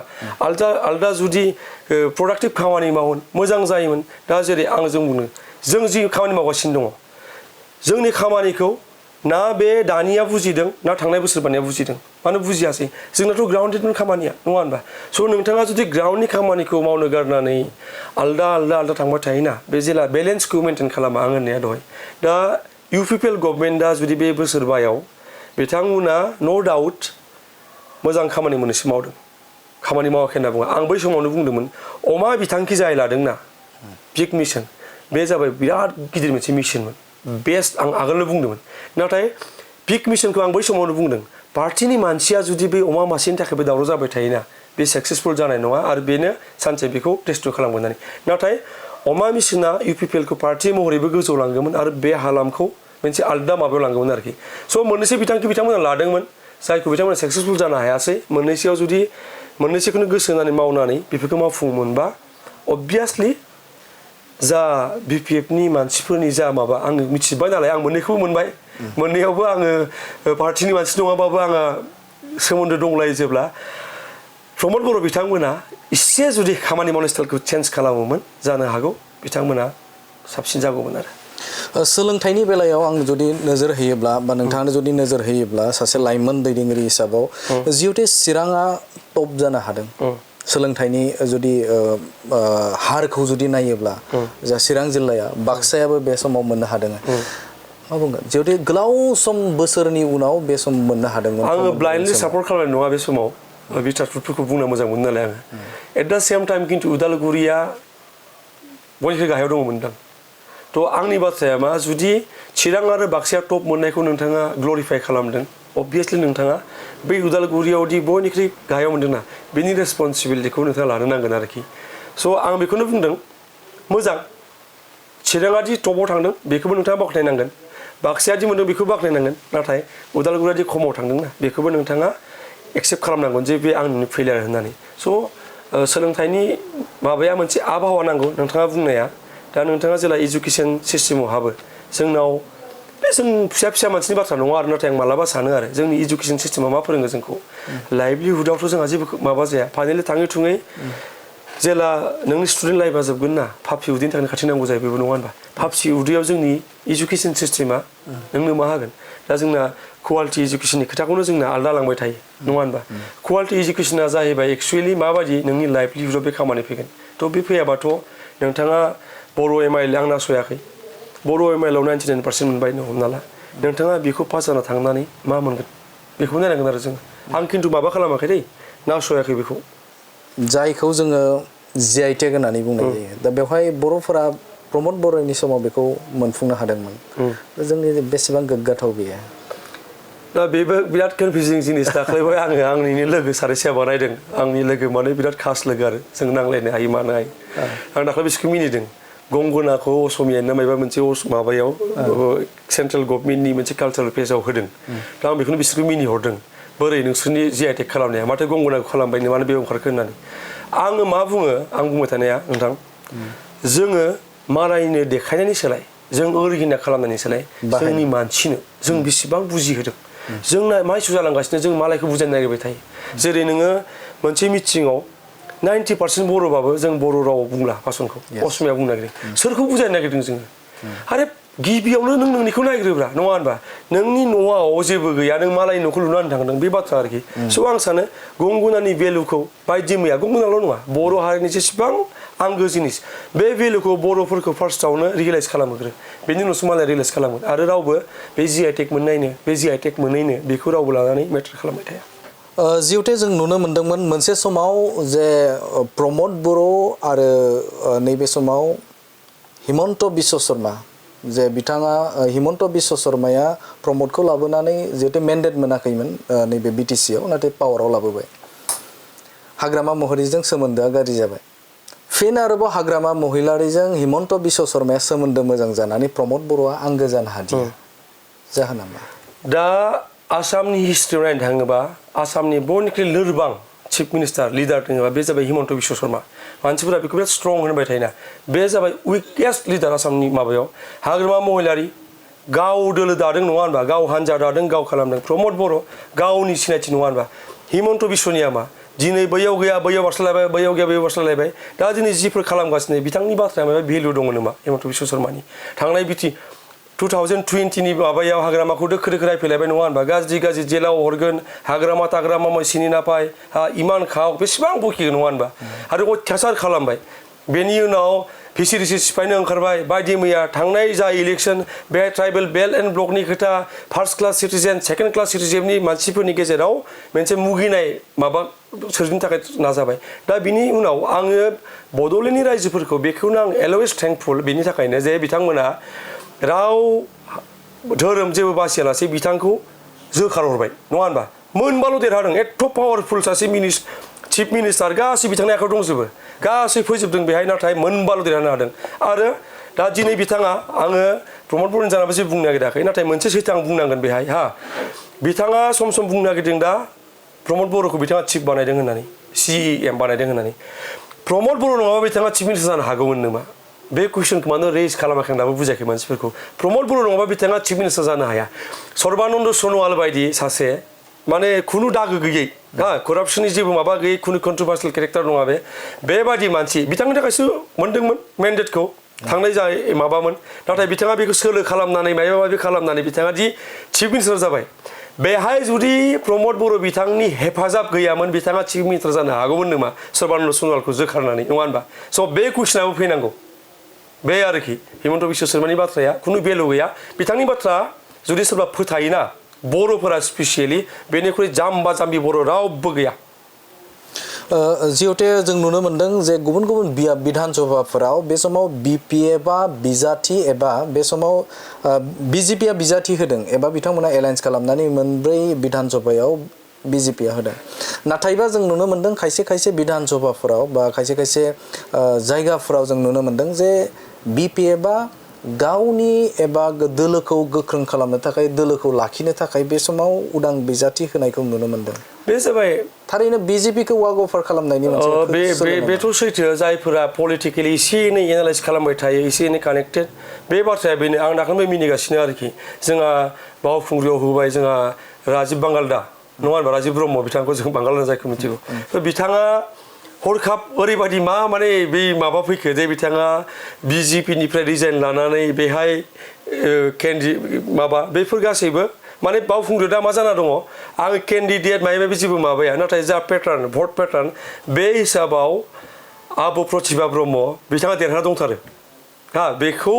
बे BJPनि आरो टेकनिक जालायबाय माबोरै बर' भटखौ सोखावनो हायो बेखौ टेकनिक सेम वे बिजनियाव जागासिनो दङ बिजनियावबो नोंथाङा जिखि जाया बुङा मानो देरहाना दङ आं बर' बिजाथि होनदों दे आं माबा महरै बुङाखै बेखौ पार्टी महरै बुङाखै थ' बिथांखौ फेजेननो थाखाय दा मुस्लिम भटआ एसे बर'फोरनि इउपिपिएलनि फारसे एसे माबा प्लास जागासिनो बयबो मिथिगौ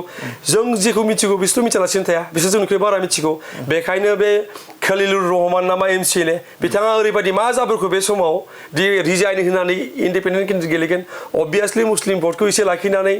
बि इउपिपिएलआव जेन थाङा कमल माबानियाव जोंहा प्रभात बसुमतारी दा दङ बिथाङा 2000 भट मोनगोन ना मोना आंहा सन्देह दङ बिथाङाबो दिनै साहस खालामनानै बिजेपिनिफ्राय रिजाइन लानानै सोरजों थागोन बिथांमोना रिजाइन लादोंबा जुदि गारदों मानो फंसे बाथ्रा बुङाखै एगेन्स्टआव बिजेपिनि मानो एगेन्स्टआव बुङाखै बिपिएफनि मा बिथांनि थांखिया बेफोर गासैबो बर' भटखौ डिभाइड खालामनानै माबोरै देरहा होनांगौ बेनोल' आरोखि जिहेतु खलियार रहमाननि बाथ्राखौ ओंखारदों एनडिए जों एलायन्सआव जुदि सिगाङाव बा नैबे 28टा मासि मोनखांनायनि उनाव एलायन्स जानाय समावनो बे ओंखारनांगौमोन हरखाबै बिथाङा ओंखारदों आं बेखौनो बुंबाय ओरैबायदि मा जाखो नैबे समाव मा जाब्रबदों ओरैबायदि मा सोलायखो दुनियाया बिथाङा बेखौ खालामदों अबभियासलि बे मुस्लिम भटखौ माबोरै दाननो हायो बेखौ नाजागासिनो आरो बर'फोरा गावनो बुजिनांसिगौ आं बुंनाया सोरनो होनांगौ होनाङा पार्टी थांबाय थानो नांला केन्डिडेटआव थांनो नांगौ आरो एसे हारि हिसाबाव थांनांगौ बेखौ जों बुंखाबा एसे कमिउनेल बायदि जायगानि बाथ्राया आं बेखौ बुंनो थाङा नाथाय बयहाबो जिहेतु कमिउनेल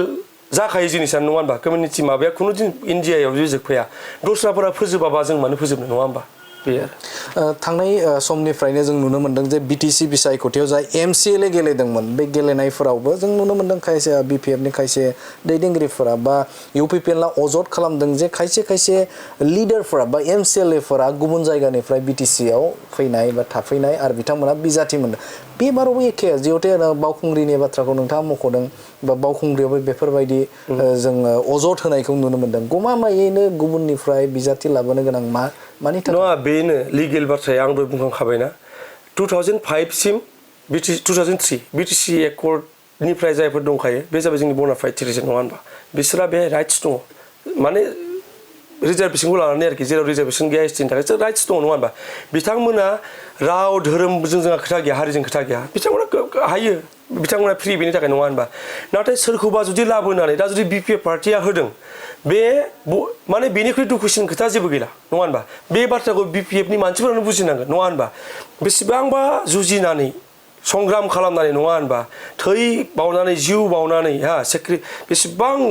माने सैज्य खालामनांदों बर'फ्रा नङा होनबा बेजों मोननाय बिटिसिआव जुदि दिनै गावसोरनो जुदि बे बिटिसि एकर्डखौ नासयनानै जुदि सोरबा दस्रानि बाहेरानि केन्डिडेटनो होमारदों बे बिराद गाज्रि बाथ्रा आरो जा सिभिल ससाइटि जोंहा मेरला दङ दा जोंहा दावराय देख्रु सारमोन दङ नङा होनबा बिथांमोना बिराद सिरियास हारिखौ लानानै बिराद कनसार्न सिटिजेन बिथांमोना बेखौ माबा खालामनांगौ दा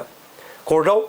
जिबायदि खालामबाय थायो बिथांमोना नङा होनबा कर्टआव खालामनांगौ आरो बिथांमोना खालामबाल' जाया जोंनि बिबाना बे नोंथाङा 1000 आं 1000 सोरबा 1000 बयबो फैसा खांनानै बिथांमोननो हरनांगौ आरोखि जे नोंथांमोना बेखौ कर्ट केस खालाम मानोना नोंथांमोना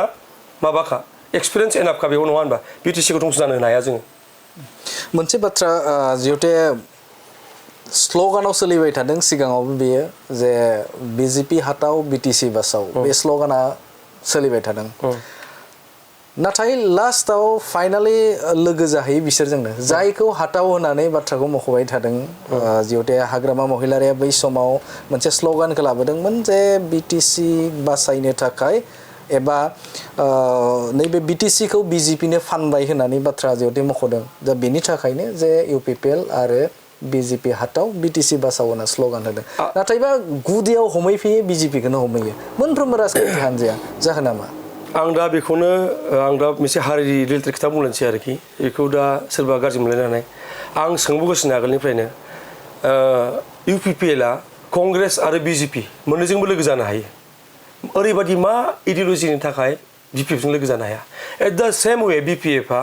कंग्रेसजोंबो लोगो जानो हायो बिजेपिजोंबो लोगो जानो हायो इभेन एजेपि जायनिखि बर' हारिनि सिनस्रि सिफायग्रा दोलो आरोखि अयथासार लेभेलाव बर' हारिखौ बे एजिपिआ गाग्लोबबाय धंस' खालामनो नाजाबाय एजिपिजोंबो लोगो जानो हायो नाथाय मोनसे सिमां मोनसे थांखि लानानै जागायजेननाय इउपिपिएल बिपिएफआनो ज' जानो हाया बे आइडिय'लजिया मा आंबो दिनैसिम नागिरगासिनो बेखौ बे आइडिय'लजिखौ आरोखि बे हारि रिलेटेड कुइसन आरो बेखायनो आं हारिनि बयखौबो बुङो आरो सानै हयै भटनि समाव नंगौ रावबो लिडारा जोंखौ होआखै जाहोफैयाखै देरहाबाबो दुगा जायो बेनि उनावबो जोङो जोंनिखौ नायथारनांगोन आरोखि आथिखालाव जे लाइमोनफोर बे लाइमोनफोरा सरासनस्रायै माबे बिथिङाव बांसिन गोसो होनाया गोनांथि दं होनना सानो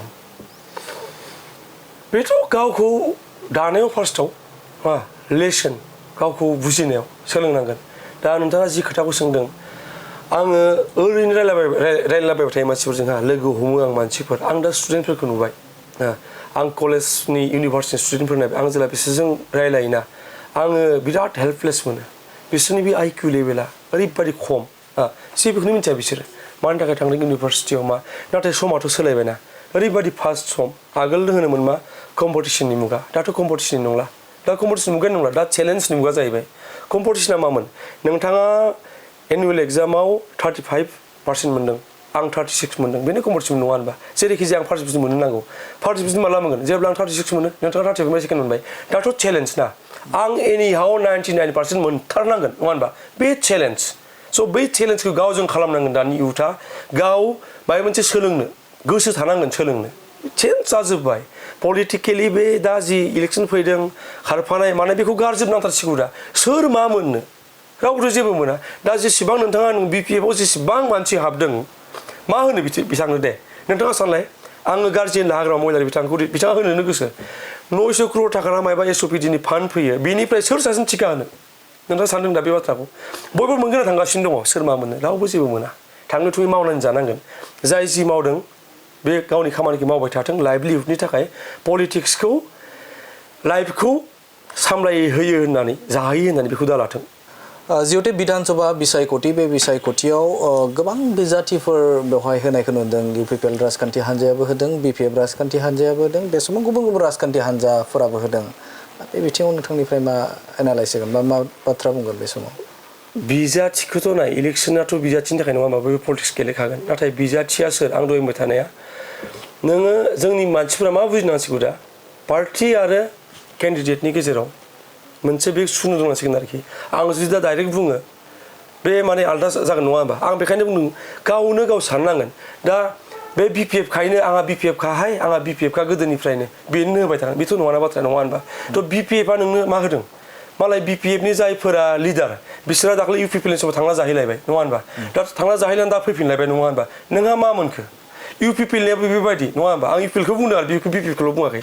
दा खोथाया मा जादों नोङो जायगा लाना जायगा केन्डिडेटखौ नायनांगोन नङा होनबा जायगा लाना जायगा नोङो पार्टिखौ नायनांगोन नङा होनबा दा खोथाया मा जादों आं दा इउपिपिएलनि दाख्लै सासे आं नाम लाबा बे गाज्रि मोनगोन सासे इउथ सासे बर'निनो सासे माबा आरो बे बुंहरबाय आं इउपिपिएलखौ देग्लाय मोजां मोनबायलै होनदों आं होनदों मानो केन्डिडेटआ मा नाय इउपिपिएलआ देग्लाय मा खालामदों आं मोजां गाज्रि जेबो बुंनो थाङा निउ फेसखौ जायगा होदों नङा होनबा निउ फेस मोनसे स्पेस हगारना होदों लाइमोनफोरा जायफोरा सेला जानो गोसो गैया जायफोरा खिबु खारफानानै 10,000 20,000 2 लाख 3 लाख गारि गंसेनि सिमां गैया जायफोरा माबा मोनसे मावनो नागिरो जायफोरा लिडारशिप लानो नागिरो बिथांमोननि थाखाय मोनसे स्पेस दानानै होदों नङा होनबा दा जेसेबां गोदान दङ नोंथाङा सुरु खालामबो सिटिं एमएलए जिरनदानिफ्राय फैनोसै बिथाङा गावनो हगारना होदों खोनाबाय एटमदा बिथांनो हगारना होबाय थ' मोजां बाथ्रा आं दाखालि नायबाय बिथांनि मोनसे मिडिया बाइट नायबाय बिथाङा बिराद मोजां बाथ्रा बुंदों मोजां थट्स आं बिथांखौ एसे मिथिगौ आं पार्सनेलि मिथिगौ आरोखि मोजां मानसि दा बिदिनो फैलायबाय जोंहा राजुदा फैलायबाय आं सासे मानसि नङा होनबा बिथांनाबो मोनसे गोरोन्थि बिथांनि जाखिनि खामानि मावनाय बे मालाबाबो डिसकासननि टपिक दिनैसिम जायासै बे बाथ्राखौ लानानै दिनैसिम बिथांनि फल'वारफ्राबो लाबोनो हायासै बिथांनिबो गोरोन्थिनि आं मिथिला नाथाय बिथाङा जेसेबां खामानि मावदों नेरसोन एनजिअनि गेजेरजों बे बुस्थुआ दिनैसिम माबायाव फकासाव फैयासै स' बिथांनि बे मोनसे उइकनेस बेखौ लाबोयोबा बिथांनि बायदि केन्डिडेट बिटिआर हालामाव दिनै मोननाया बिराद खम आरोखि ओमफ्राय दा बेहाय नों लरेन्सनि खोथा आं दहाय बुंखाबाय नङा होनबा आरो सोर दंमोन बेहाय दा सुरु खालामलाङोबा आरो दा मोनसे पलिटिकेल पार्टियाव 2005निफ्राय जों जायखौ नुबोदों बिसोरनो जुदि थाबाय थायो बोरै जानो नङा होनबा जों बेहाय नोंथाङा दा सौराम बसुमतारी नामा उइथ डिउ रिसपेक्ट आं मिथिगौ सिनियर मानसि हारियावबो बिहोम दङ नाथाय माला मोनगोन बे जायगायाव इउथा नङा होनबा बिथांनि बैसोआ दिनै 65+ दां 70फोर जाहैबायदां नों नायबोबाय था बेहाय निउ फेस रावबो गैया 2005निफ्राय जों जायफोरखौ नुबोगासिनो बेनो दा दिनै नोंथाङा पलिटिक्सआव मा पार्टिजोंल' नायबाय थाबा जाया आं दा खोथा बुंनोसै दा राकेश ब्रह्मखौ गोबाङा मिनिनो नागिरबाय थायो है दाउखा बेना जेबो खुगाया बान्दो गैया मा गैया होननानै नाथाय मानसि हिसाबै माबोरै ग्राउन्डेड मानसि नङा होनबा बेखायनोथ' देरहाबाय मानि थाखाय जेनासै ग्राउन्डेड मानसि बयजोंबो गोरोबना थायो मालाय बयजोंबो रायलायलाबायो नों पलिटिक्सआव फैनानै आं लेखा गोरों आं ओरै भद्र ओरै थाबाय रायलायालासिनो बेजोंथ' जायाना नङा होनबा स' इउपिपिएलनि बाथ्राया बेनो निउ फेसनो मोनसे जायगा होदों आरो जोंनि फिरिनोबो जानो हागौ एसे स्पेस होहांदों बे मोजां बाथ्रा आरो आं बिपिएफनि बेलायाव बेखौनो बुंदों अरायथा रावबो नङा नोंथाङा जुदि इन्टायार लाइफ नोंथाङा लुबैबाय थायो बोरै जानो नङा होनबा निउ फेसफोर दङ निउ फेसथ' रावबो गैया सासे सोरबा बावखुंग्रि होदों होननाय खोनादों नाथाय बिथाङाथ' जों मिथिनायाव बिटिसिनि मानसिया नङा जाहैबाय बड'लेण्डनि नङा होनबा बेथ' होनबा बड'लेण्ड जा जों गावनो हाग्रामा महिलारि बिथाङा गावनो थैथां जिउ सिन्थाय होनो राजिमोन गाव लाबोनाय बिटिसिआव जुदि बिटिसिनि बे एकर्डखौनो जुदि नोङो माबा खालामनानै मा होनो आउटसाइड खालामनानै जुदि नोंथाङा माबा खालामदों बेनो होदों बेथ' बिराद गोरोन्थि बाथ्रा नङा होमबा थ' बेखौनो नोंथाङा उदालगुरि सुरु खालाम रिहन दैमारि बिथाङा दिनै 15 बोसोर नामा बिथाङा थाबाय थानोसै नामा जायगा माला मोनगोन बिथाङा दा लिरना होनो हागोन ना हाया बिथाङा जुदि देरहायो बिथांनि एमसिएलए सिटखौ एनिबडि बिपिएफनि जाय सासे माने मा होनो वार्कार मोजां वार्कार डेडिकेटेड बिनो होगोन ना फिसालानो होगोन बेखौ हागोन ना हाया बिथाङा लिरना होनो नोंथाङा सानबोबाय था साफा नङा होनबा थ' बे आरो बाथ्राया जिहेतु सासे नोंथाङा गोबां जायगाफोरावनो जिहेतु नायो बा एनालाइज खालामो नोंथाङा दा नैबे समाव लाइमोनफोरखौ मा खावलायनो लुबैगोन जाय इयुथफोर दं यां जेनेरेसनफोर दङ दा जायखौ जोङो जेएनजेड होननानै बाथ्राखौ मख'यो बिसोर मा फोरमायगोन नैबे समा माने आं पलिटिकेल खावलायनोसै नै पलिटिकेल एपिल जिहेतु जोंहा इलेक्सन फैगासिनो दङ पलिटिकेलि आङो बयखौबो खावलायगोन इयुथफोरखौ आरो नोंथांमोना स्टाक जानायनि डाटा आंनि आफाया आंनि आइया ओरै पार्टिनिखामोन आं बेयावनो होबाय थागोन बेयाव नोंथांमोना स्टाक जानायनि डाटा नोंथांमोना एसे सान मोजां रावबो गैखाया आङो दाखालि मोनसे खोथा बुंदोंमोन उदालगुरिनि खोथा बुंनि आं आरो दिपेन बर'जों आंहा इन्डिभिजुवेलि बिराद प्रब्लेम दङ दिपेन बर'जों बिथांनि जा लिडारशिपमोन आङो बै समाव एसे मोजां मोनाखैमोन नाथाय आं मा होनदों दिपेन बर'आ जुदि गाज्रि रिहन दैमारिया घन्टा मोजां नङा होमबा 15 बोसोराव बिथाङा एमएलए महरै मा मावखो जों बेखौबो एनालाइज खालामनांगोन नङा होनबा दा जुदि सोरबा सानदों नङा बिदिनोखा दिपेना गाज्रि बेजों जाया नोंथाङा पावारा सोरनो बांसिन दङमोन अपोजिसनाव थानाय पार्टियाव थानाया मा जों सोंथि खालामनो हायो आं जेबो खालामनो हायाथ' आं सोंनो हायो आं सोंखारनाय सावरायनो हायो नाथाय आंनाव बे पावारा गैया पावाराव थानायफोरा थांनाय 15 इयार बिथाङा एमएलए नामा जाबाय मिनिस्टार जा बिथाङा मा खालामखो गावनि वेल्थ नङा होनबा गावनि बेफोर बांनायनि अनगायै बेंक बेलेन्सआ बांनायनि अनगायै बिथाङा दस्रा फिसा फिनसु मानसिनि थाखाय मा खालामखो बे कुइसनखौ खालाम बेखायनो आं बुंदों इयुथफोरखौ कुइसन खालामनो सोलों खर'खौ एसे बाहाय जोंहा बिदिनोखा इग' इसु दा खालाम गासिबो जिनिसा इग'जों जाया एसे खर'खौ बाहाय निउ जेनेरेसननो निउ फेसनो खेबसे चान्स होनानै दोननाय नङाबा नोंथाङाबो बेखौनो साफार जानांगोन गाबोन आंबो साफार जानांगोन बैसोरो गोदान जोलैनि थट्सफोरखौ बिसोर दा बुजिला जायफोरा वाट्सएपखौनो मोजाङै बाहायनो रोङा नङा होनबा जायफोरा फेसबुक मोजाङै सालायनो रोङा इन्स्टाग्राम मिन्थिया मा होनो बेखौ दा टुइटारखौ मा होनो आं बावबाय बेखौ बाहायनो रोङा नोंथांमोना मा सानो मा साना बेखौ बोरै नैबे टाइमाव आरो सोलोंनोथ' सोलोंनो नागिरबाबो आलादा बाथ्रा बेखायनो आं खावलायदों इयुथफोरखौ नोंथांमोना गावबा गाव बिबेक खर'खौ एसे बाहाय इग'आव स्टाक जानानै था फेमिलि पलिटिक्सआव स्टाक जानानै था नोंथांमोना बेखौ खालाम बेनो आंनि एपिल नंगौ बिथांनिफ्राय गोबां बाथ्राखौनो मिथिनो मोनबाय थारैनो बे समाव बिथाङा राजखान्थिनि बागैबो बिथाङा गोबां बाथ्राखौनो मख'बाय आरो बेनि अनगायैबो अख्रां दा स्काइ आरो बे थासारिया बे आथिखालाव बिथाङा बेनि गेजेरजों मा खालामनो नागिरदों बेनि सायावबो बिथांनिफ्राय बाथ्राखौ मिथिबाय जे बिपिएफ राजखान्थि हान्जानि जे फोसावजानाय 2 लाख राङारि अनसुंथाइ लाइमोनफोरनो होनाय बेनि सायावबो बिथांनिफ्राय रोखा बाथ्राखौ मोनथिनो मोनबाय आरो आथिखालाव बिटिसि ओनसोलनि राजखान्थियारि थासारिया बारहावाया माबायदि जे दैदेनगिरिफोरखौ लानानै बे समाव राजखान्थियारि दोलोफोरा माबायदि थांखि लादों बेनि सायाव बिथांनिफ्राय गोबां बाथ्राखौनो मिथिनो मोनबाय जोबोदनो मोनसे गावनि बेसेन गोसा समखौ जोंनो थिनानै होबाय एबा रायजो राजाफोरनो नोंथाङा फोरमायना होबाय बेनि थाखाय जोबोदनो साबायखर बावबाय गोजोन्थों